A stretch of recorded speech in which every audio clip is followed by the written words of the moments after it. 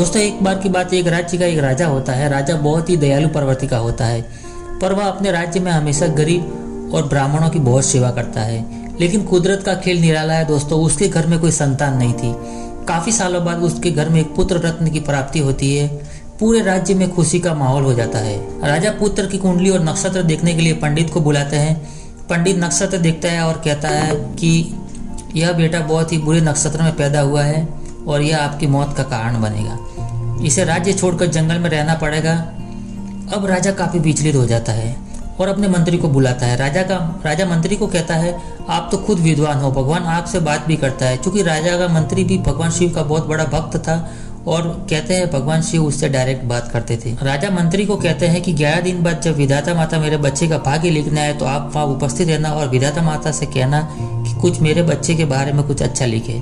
मंत्री यह सुन राजा को हाँ भर देता है और वह उस दिन का इंतजार करता है। दोस्तों, 11 दिन पूरे होते हैं और वह रस्म शुरू होने का दिन आ जाता है। कोरा कागज और फूलों का थाल सजाकर और दीपक को सजाकर उस कमरे में रखा जाता है। जैसा कि शायद आप और हमारे घर में भी ये रीति रिवाज करते होंगे, जो आज कल भी प्रचलित है। तो उस रात रीति रिवाज के अनुसार कमरे का दरवाजा खुला छोड़ना पड़ता है। तो राजा ने वह दरवाजा खुला छोड़ दिया और मंत्री को दरवाजे पर बैठने को कह दिया। मंत्री देर रात तक दरवाजे पर बैठा इंतजार करता। तभी आधी रात को विधाता माता आती है। तो मंत्री उससे हाथ जोड़कर निवेदन करता है कि हे माते, मेरे राजा के जो बेटा है उसके बारे में कुछ अच्छा लिखना, क्योंकि मैं राजा को वचन दे चुका हूँ। यह सुन विधाता माता कहती है कि मैं लिखते समय ध्यान नहीं रखती कि क्या लिखती हूँ क्या नहीं लिखती, क्योंकि लिखते समय मेरा हाथ उल्टा होता है। जब विधाता माता कुछ लिख कर लौट रही होती है तब वह मंत्री विधाता माता से कहता है कि हे माता, कम से कम इतना तो बता दो कि आपने क्या लिखा है।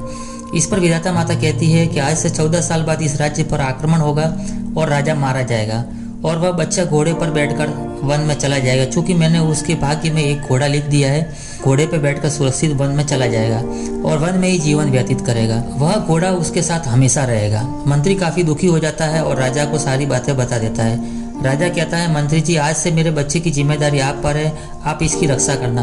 मंत्री राजा को वचन देता है कि जब तक उसके प्राण रहेंगे बच्चे को आंच नहीं आने देगा। समय अपनी गति से चल पड़ता है। 14 साल पूरे हो जाते हैं और 14 साल बाद राज्य पर बाहरी राजा का आक्रमण होता है और उस राज्य का राजा मारा जाता है। मंत्री राजा के पुत्र को घोड़े पर बैठकर जंगल में भाग जाने को कहता है। इस प्रकार पुत्र बच जाता है। काफी दिन बीत जाने पर मंत्री राजा के पुत्र को ढूंढने वीरान जंगल में निकलता है। तो कई महीने ढूंढने के बाद वह थक कर एक जंगल के किनारे बैठ जाता है। तभी वह भगवान शिव को याद करता है कि हे भगवान, मैं तो आपका इतना बड़ा भक्त हूँ और मैंने राजा को वचन दिया, अगर उसका पुत्र मुझे नहीं मिला तो बहुत बड़ी मेरी वचन हार हो जाएगा। अब भगवान शिव उसके सपने में आते हैं और कहते हैं कि तुम्हारा राजकुमार जो है वो वन की दक्षिण दिशा में जाओ, वहाँ आपको मिल जाएगा। मंत्री दक्षिण दिशा की ओर निकलता है और वह राजकुमार तक पहुँच जाता है। चूँकि राजकुमार भी मंत्री को पहचान जाता है और वह मंत्री एक दूसरे से बात करते हैं। राजकुमार की हालत बहुत ही खराब थी। वह जंगल से लकड़ी काटकर पास के गांव में बेचता और अपना पेट भरता। इस प्रकार से उसका शरीर कमजोर हो चुका था और घोड़ा भी काफी कमजोर था। अब मंत्री को विधाता माता की बात याद आती है कि इसकी किस्मत में घोड़ा तो लिखा ही है, वह कहीं नहीं जा सकता। मंत्री अब राजकुमार से कहता है, बेटे मेरे पास एक आइडिया है, तुम मेरी बात मानोगे?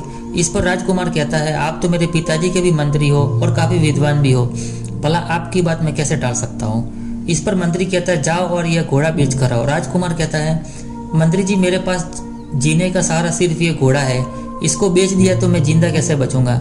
मंत्री कहता है, यदि आपको मेरी बात पर यकीन है तो आप जाओ और इसे बेच के आओ। अब राजकुमार भारी मन से जाता है और घोड़े को बेच कर आ जाता है। कुछ पैसे मिलते हैं जिससे उन दोनों के खाने का सामान भी लेकर आता है। दोनों खाना खाकर सो जाते हैं। अगली ही सुबह वह देखते हैं कि उनकी झोपड़ी के सामने एक नया घोड़ा खड़ा था। फिर मंत्री कहते हैं, इसे बेच कर आओ।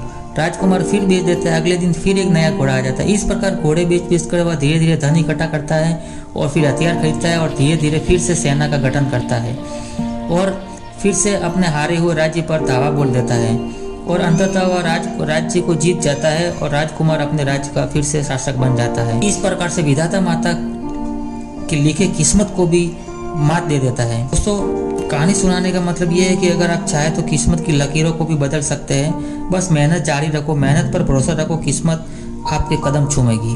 दोस्तों, कहानी अच्छी लगी हो तो वीडियो को लाइक और चैनल को सब्सक्राइब जरूर करें ताकि हम और आप जुड़े रहे ऐसी नई प्रेरणादायक कहानियों के साथ। तब तक के लिए अपना ख्याल रखना दोस्तों। मिलते हैं एक और नई कहानी में।